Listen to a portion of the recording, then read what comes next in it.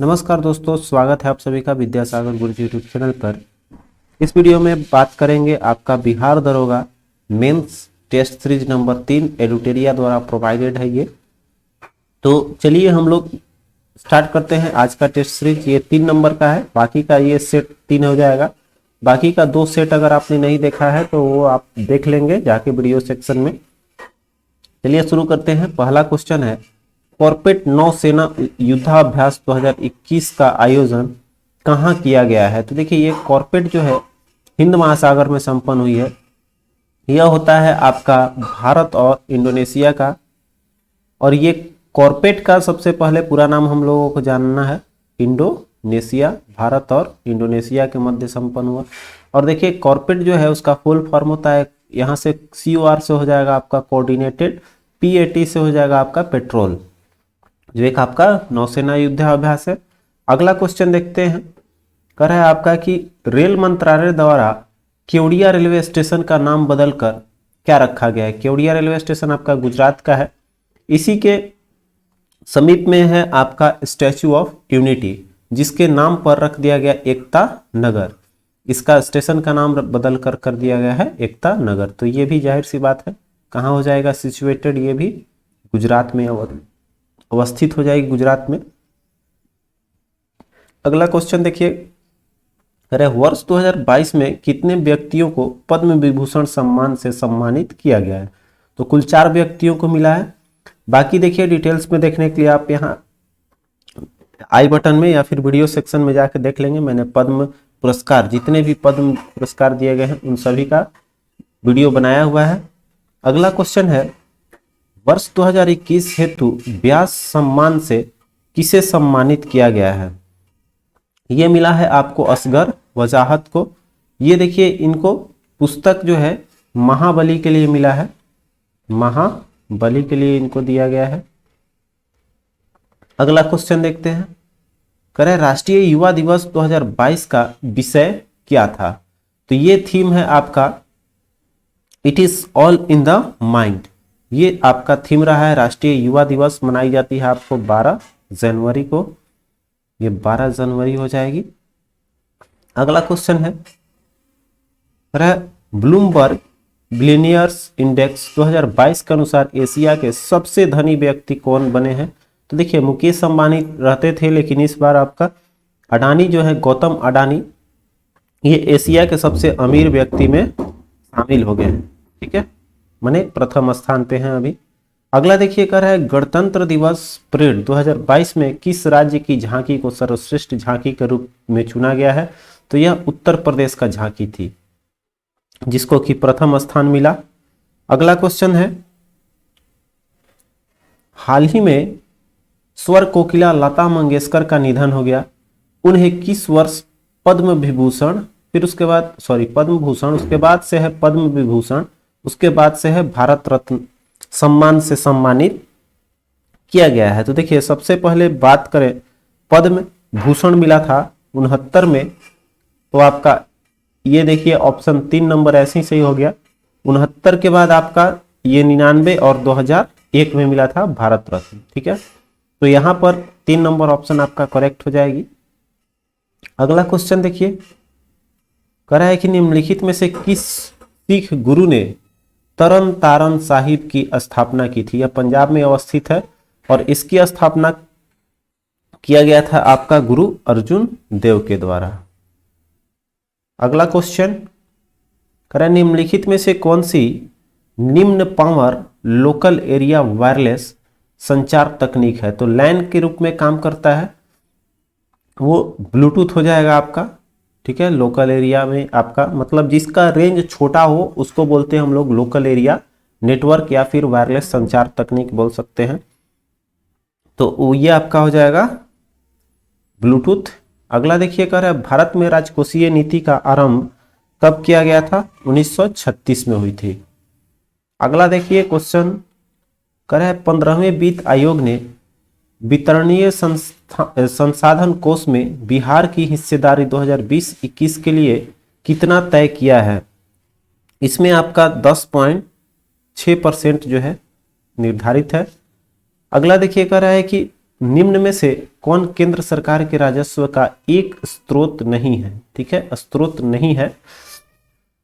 तो यहां पर देखेंगे तो भू राजस्व जो है, भू राजस्व ये आपका केंद्र सरकार नहीं बल्कि यह पूर्ण रूप से आपका राज्य सरकार वसूलती है। नेक्स्ट क्वेश्चन है, देश में बेरोजगारी संबंधी आंकड़े कौन जारी करता है? तो यह जारी करता है आपका NSSO। अगला है, द्वितीय पंचवर्षीय योजना किस मॉडल पर आधारित थी? बिल्कुल आपको याद होगा, PC महालनोबिस। नेक्स्ट क्वेश्चन देखिए, कह रहा है ऋग वैदिक काल में प्रगति एवं उत्थान का देवता किसे कहा गया है? तो ये है उषा। ठीक है, उषा जो है इसको मानते हैं लोग प्रगति एवं उत्थान का देवता।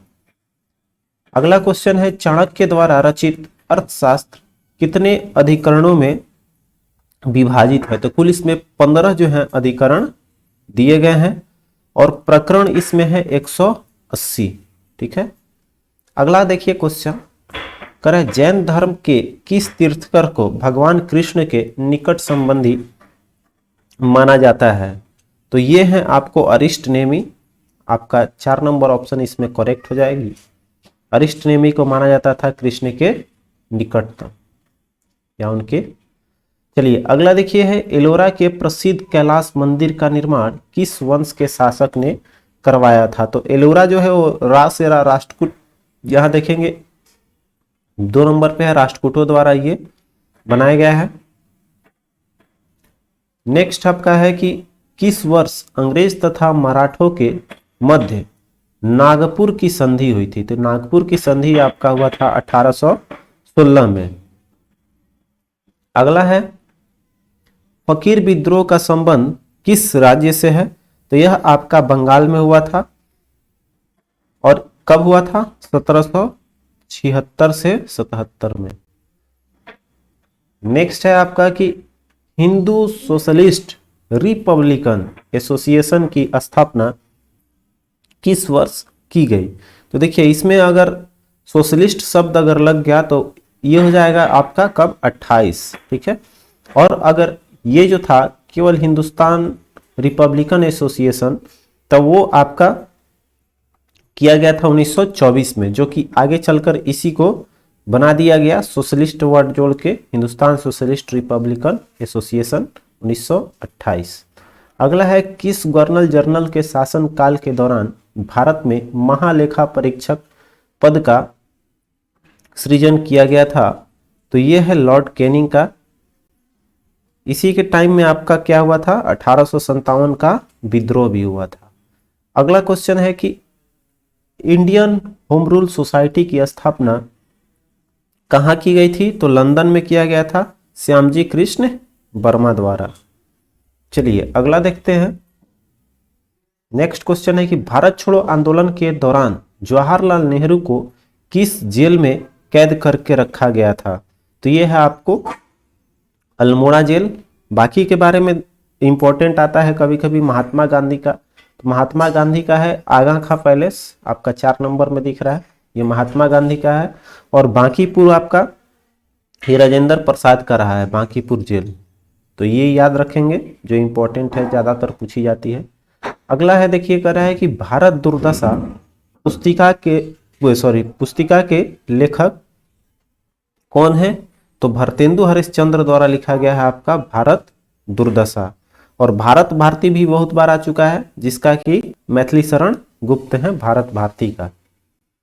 अगला है कि मुसोलिनी ने किस वर्ष रोम पर आक्रमण किया था? तो 1922 हो जाएगी। और जस्ट इसके नीचे आएंगे 1935 में, तो ये आपका अबिसिनिया पर आक्रमण किया था, इसी ने आपका 1935 में भी।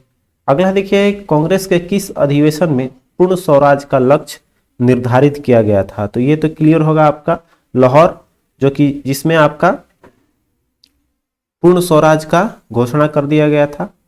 चलिए अगला देखते हैं क्वेश्चन। और इसी घोषणा के आधार पे आपका 26 जनवरी को, सबसे पहले 26 जनवरी को स्वतंत्रता दिवस मनाने की घोषणा की गई थी। तो 1929 में हुआ था आपका, यहां पर आ जाते हैं थोड़ा सा, 1929 में ये हुआ था लाहौर अधिवेशन, और 1930 में आपका 26 जनवरी को मनाया गया। 1930 में प्रथम स्वतंत्रता माने पहली बार मनाने की घोषणा की गई थी। ठीक है, अगला देखते हैं, करें निम्नलिखित में से किस कारण से वन के लिए एक बड़े क्षेत्र को सुरक्षित करना आवश्यक है? तो कार्बन डाइऑक्साइड का अवशोषण, जल जीवों का संरक्षण, अधिक वर्षा भी, पारिस्थितिकी संतुलन में हमारा सब हो जाएगा। ठीक है, ऐसे तो ऑप्शन सब नजर आ रहा होगा, लेकिन पारिस्थितिकी संतुलन के अंतर्गत ये सब आ जाएंगे, मतलब सब चीज आपका एक अच्छे संतुलन में रहे, इसलिए हम लोग बोलेंगे कि वन बढ़ाना आवश्यक है। नेक्स्ट है कि ग्लोबल वार्मिंग के परिणाम स्वरूप होने की उम्मीद क्या है? तो समुद्र के स्तर में वृद्धि हो जाती है, सब हो जाएगा इसमें, आपका फसल पैटर्न में बदलाव हो जाएगा, तटीय रेखा वाले क्षेत्रों में परिवर्तन आएगी, तो सब हो जाएगा इसमें।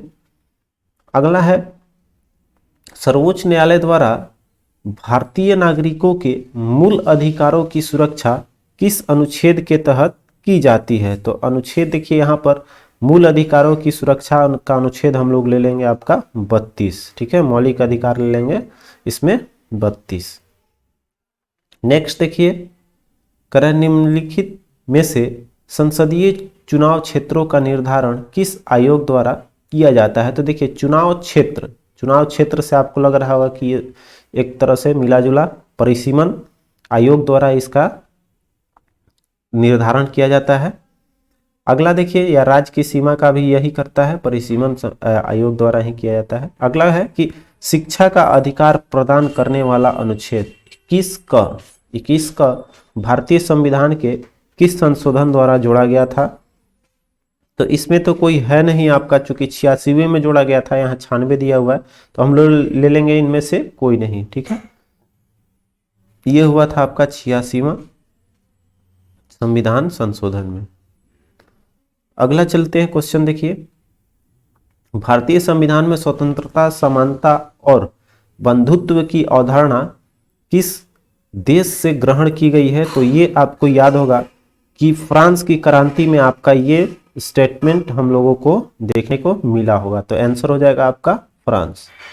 नेक्स्ट है, भारत में सांप्रदायिक चुनाव प्रणाली सबसे पहले कब शुरू की गई थी? तो यह देखिए बहुत पॉपुलर क्वेश्चन 1909 में आपका जो आया था, इसी में आपको मार्लो मिंटो सुधार भी बोला जाता है, तो 1909 में ही आपका पृथक कर दिया गया था इसमें।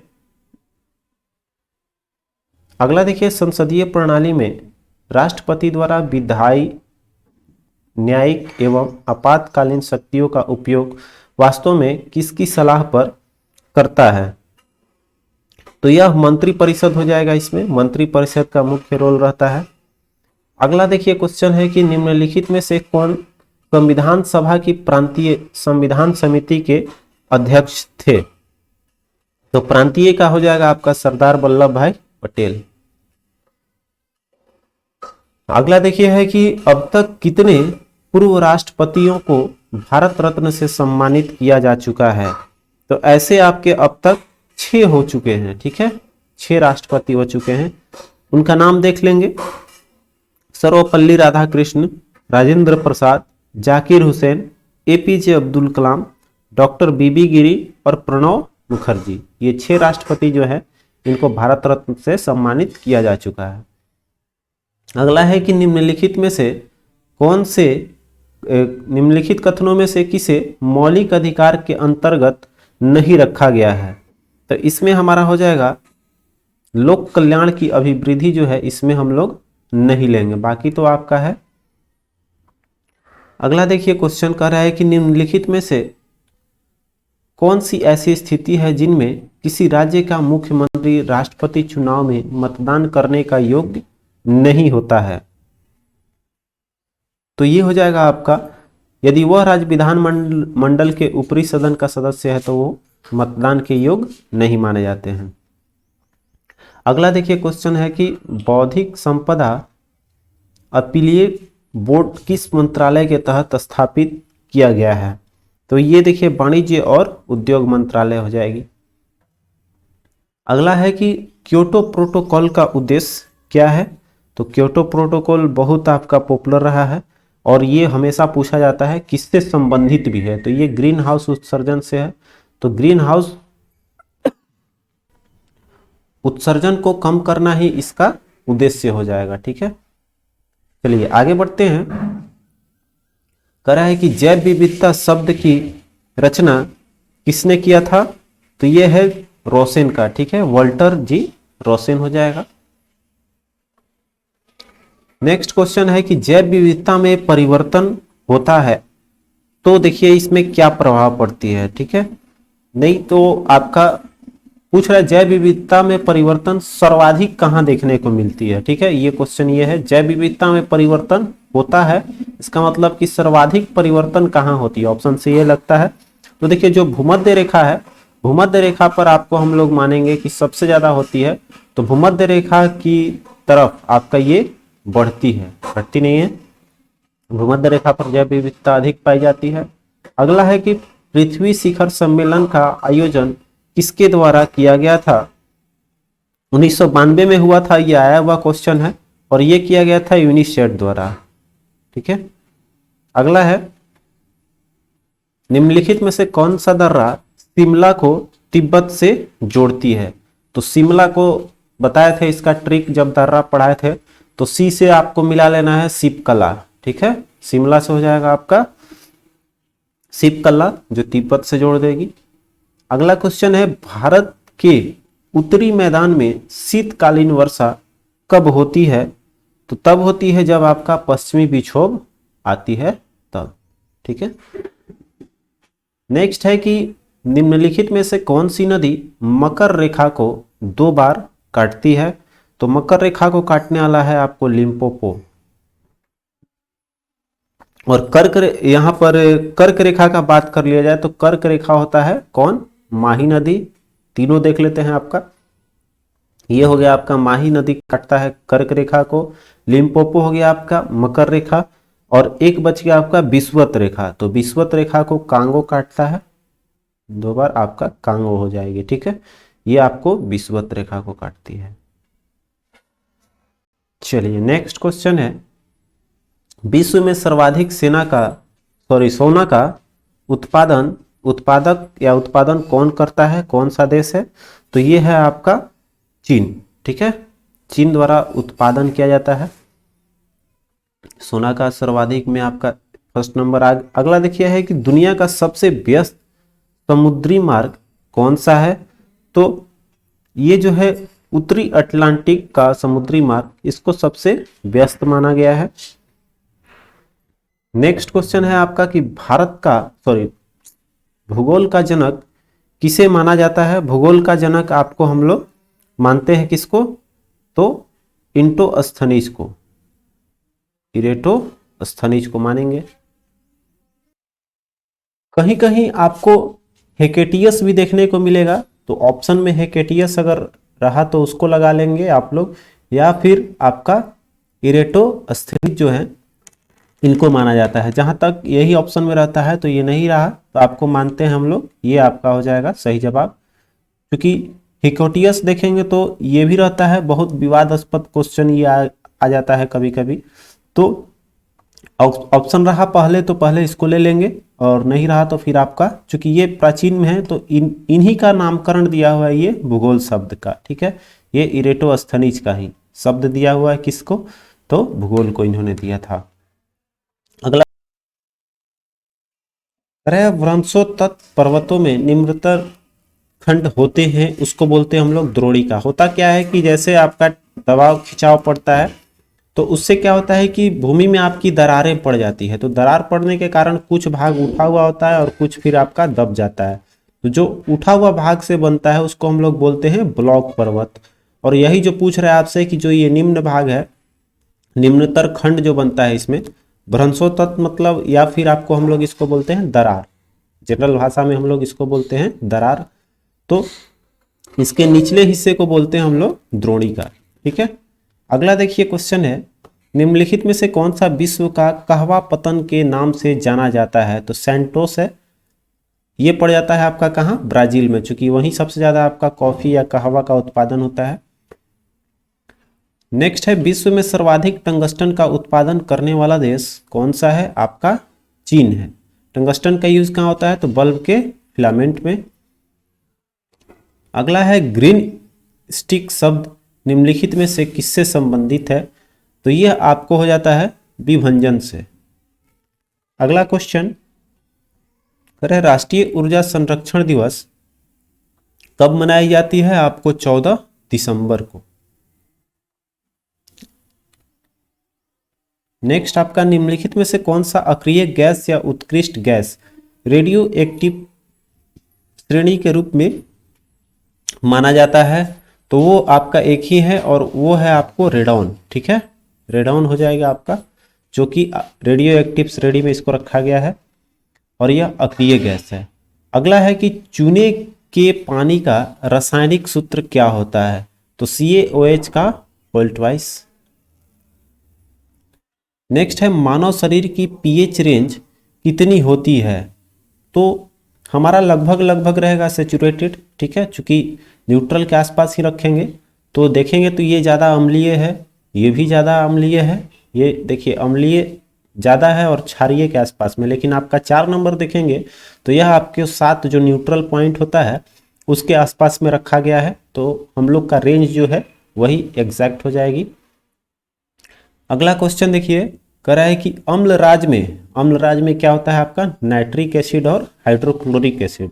तो कह रहा है कि यह किस अनुपात में होती है, तो यह होता है 1:3। यह हो जाएगा 1:3, 2 नंबर सही हो जाएगी। अगला क्वेश्चन है कि स्थिर दाब पर किसी गैस के ताप में वृद्धि करने पर उसके आयतन पर क्या प्रभाव पड़ेगा, तो वो बढ़ जाएगा, क्योंकि पीवी बराबर फॉर्मूला क्या होता है nRT, पीवी इक्वल टू होता है nRT। तो देखिए यहाँ पर कहने का मतलब अगर सब चीज कांस्टेंट कर दे तो यहाँ पर वॉल्यूम जो है, वॉल्यूम किसके प्रोपोर्शनल हो जाएगा, आपका ताप में वृद्धि करेंगे तो टेम्परेचर का आपका मतलब volume directly proportional to temperature हो जाएगा। तो यह मतलब ये बढ़ रहा है, आपका ताप में वृद्धि होगा तो आयतन में भी वृद्धि होगी। ठीक है, बढ़ेगी। नेक्स्ट देखिए, कह रहा है कि निम्नलिखित में से कौन सा सही सुमेलित नहीं है। ठीक है, देखिए इसमें आपका सोडियम 24 जो है ये टाइफाइड के उपचार में नहीं बल्कि यह रक्त के थक्का का पता लगाने में होती है। बाकी तो सब ऊपर से सही आया, क्योंकि आर्सेनिक 74 ट्यूमर का पता लगाने के लिए होता है, फास्फोरस 32 ल्यूकीमिया का हो जाएगा और आयोडीन 31 थायराइड का। ठीक है, अगला देखिए है टेट्राफ्लोरो इथिलीन के बहुलीकरण से प्राप्त क्या होती है, तो ये टेफ्लॉन बनता है। ठीक है,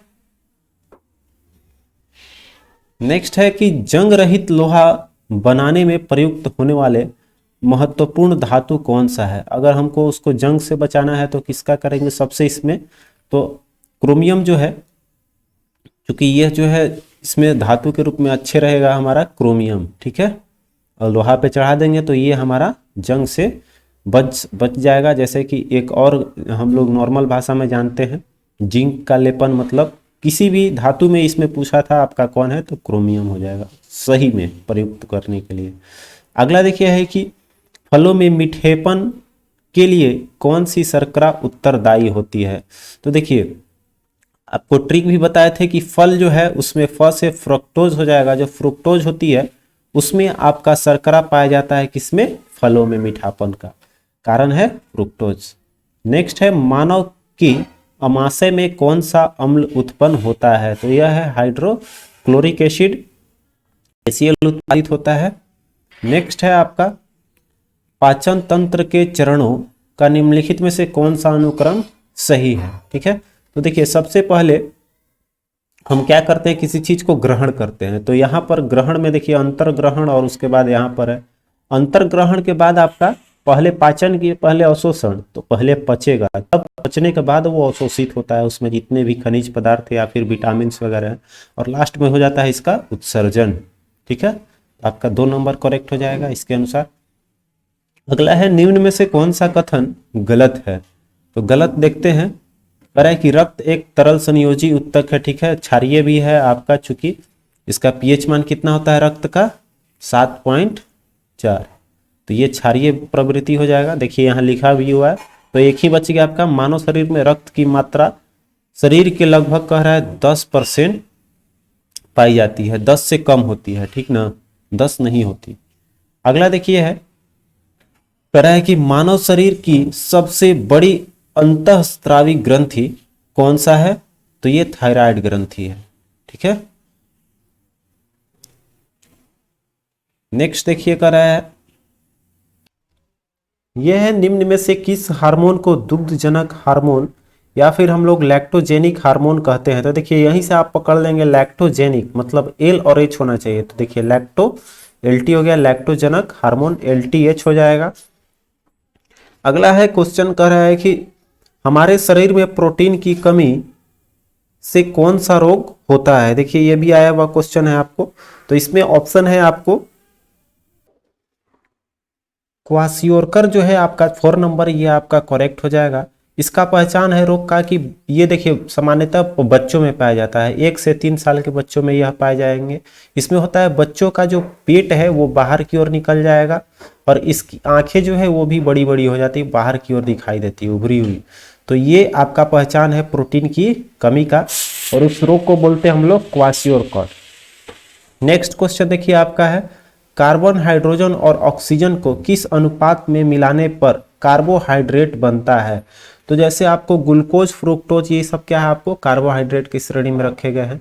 तो इसका फॉर्मूला एक तरह से देखेंगे तो C6H12O6 होता है। तो यह किस रेशियो में मिलेगा, कार्बन आपको ये है 6 दूनी का 12 और ये 6, 1:2:1, ठीक है। इसी तरह से आपका मतलब रेशियो आ जाएगा करेक्ट 1:1, ठीक है। अगला क्वेश्चन देखते हैं, कह रहे हैं कि फूलों के अंडाशय के अंदर छोटे मनके जैसे संरचनाएं को क्या बोली जाती है, तो उसको बोलते हैं बीजाणु। अगला क्वेश्चन है कि दीर्घ रेडियो तरंगे या तरंग की खोज किसके द्वारा की गई थी, तो मार्कोनी ने किया था। अगला है कि WHO ने कितने डेसिबल के ऊपर की ध्वनि को मानव स्वास्थ्य के लिए हानिकारक बताया है। तो जैसे कि ये लिमिट हो जाता है 75 डेसिबल पर ही, ठीक है। 80 डेसिबल जो है वो सब शोरगुल को माना जाता है, तो उसमें हमारा 75 डेसिबल ही है। तो उसके बाद से जितने भी आपके ध्वनि तरंगों की प्रबलता बढ़ेगी स्वास्थ्य के लिए हानिकारक होंगे। नेक्स्ट है आपका, सर्वप्रथम किस भौतिक शास्त्री ने बताया कि प्रकाश जो है वो तरंगों से मिलकर बनी हुई है। यह दिया है आपका हाइजेन ने। हाइजेन ऑप्शन देखिए आपका 4 नंबर पे दिया हुआ है हाइजेन। तो ये भी हम लोग को जानना है कि प्रकाश जो है वो क्या है आपका, प्रकाश किस तरह की है, अनुदैर्घ्य या फिर अनुप्रस्थ। तो ये अनुप्रस्थ तरंग होती है, ठीक है। चलिए आगे बढ़ते हैं, नेक्स्ट क्वेश्चन देख लीजिए। कह रहा है कि चुंबकीय फ्लक्स का एसआई मात्रक कौन सा है। तो इसमें हो जाएगा, देखिए टेस्ला और वेबर में कंफ्यूजन नहीं करना है, दोनों जो है अलग अलग है। ये हो जाएगा चुंबकीय फ्लक्स अगर पूछा तो आपका सही जवाब हो जाएगा वेबर, और अगर चुंबकीय क्षेत्र पूछे तब जाकर आपका ये हो जाएगा टेस्ला। चुंबकीय क्षेत्र का रहेगा तब आपका टेस्ला मारना है। नेक्स्ट क्वेश्चन पर आते हैं, ये रहा, कह रहा है कि कैथोड किरणें किस प्रकार की होती है। तो ये देखिए ऋण आवेशित होगी, चूंकि एनोड पॉजिटिव तो कैथोड आपका कैथोड हो जाएगा निगेटिव, ऋण आवेशित। नेक्स्ट है कि कृत्रिम मौसम उत्पन्न करने हेतु किस उपकरण का प्रयोग किया जाता है। तो इसको हम लोग साइक्लोट्रॉन का यूज करते हैं। नेक्स्ट है आपका कि निम्नलिखित में से कौन सा नेत्र दोष नेत्र लेंस के क्षैतिज वक्रता में अंतर आ जाने के कारण उत्पन्न होती है। तो इसको बोलते हैं अबिंदुकता, ठीक है। अगला देखिए 81 क्वेश्चन है, इसमें है आगे आपका क्वेश्चन ये सब दिया हुआ है, इसमें आकृति दी गई है, कितने आयत है इसमें बताना है आपको काउंट करके।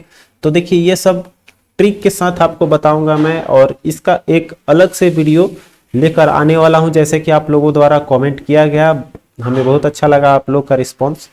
तो इसमें जितने भी क्वेश्चन हैं उस सभी का सॉल्यूशन मैथ और रीजनिंग का 3 सेट, आज लेकर 3 सेट हो गए, तीनों का आपको कल से वीडियो देना शुरू कर दूंगा। सेट 3 का पहले दे दूंगा क्योंकि ये लेटेस्ट है, उसके बाद 2 और 1 अवेलेबल करा दूंगा। और देखिए यहाँ पर कैसे परीक्षा में हल करना है वो भी हम लोग को जानना है। तब तक आप लोग ये क्वेश्चन देख लें, जिन लोगों को बनानी है अपने से प्रयास करेंगे, उसके बाद से हम इसको आपके लिए लेकर आते हैं। तो ये रहा आपका क्वेश्चन 84, फिर 85 देख लेंगे। और इसका एक चीज बता दें, पीडीएफ भी आपको बहुत जल्द अपने टेलीग्राम चैनल पर अवेलेबल करा दूंगा। तो बाकी का क्वेश्चन जो है यहाँ पर पॉज कर करके भी आप लोग देख सकते हैं, ठीक है। अब देखिए यहाँ पर एक क्वेश्चन आ गया 87 नंबर क्वेश्चन, हम लोग हल कर लेते हैं। तो चूंकि यह आपको नॉर्मल क्वेश्चन है, कह रहा है कि जिस प्रकार कोशिश सफलता से है उसी तरह से आपका किससे श्रेय है, तो पढ़ना ज्ञान से, जब तक पढ़ेंगे नहीं तब तक ज्ञान होगी नहीं, ठीक है। चलिए, तो रीजनिंग का तो ये क्वेश्चन था, खैर उसके लिए आसान दिखा इसलिए इसको हम लोग कर लिए। अब देखिए ये सब क्वेश्चन जो है आप खुद से हल करेंगे, उसके बाद से हम आपको अलग से वीडियो लेकर आएंगे इसको हल करने के लिए, ठीक है। बाकी क्वेश्चन आप लोग देख लें ताकि ये रहे कि आप लोग खुद से पहले प्रयास कर लें। तो यहाँ पर ये सब क्वेश्चन देख लीजिए, ये सब ऑप्शन भी है, आपको जिसमें अच्छा लगे वीडियो पॉज कर करके बना लेंगे, ठीक है। फिर देखिए 95, फिर हो गया आपका 96, फिर आपका 97, फिर आपका 98, ये ऑप्शन 99, और ये लास्ट हो गया आपका 100। तो वीडियो देखने के लिए आप सभी का बहुत बहुत धन्यवाद। ऐसे ही सपोर्ट करते रहिए, लाइक कीजिए, सब्सक्राइब कीजिए, चैनल पर नए हैं तो। फिर मिलते हैं नए वीडियो के साथ। अब सोच रहे हैं आपको हिंदी का भी सेट 1-2 दूं ताकि आप लोग हिंदी का भी कुछ अपना आकलन कर सके। तो मिलते हैं फिर नेक्स्ट वीडियो में, तब तक के लिए आप अपना ख्याल रखें। जय हिंद,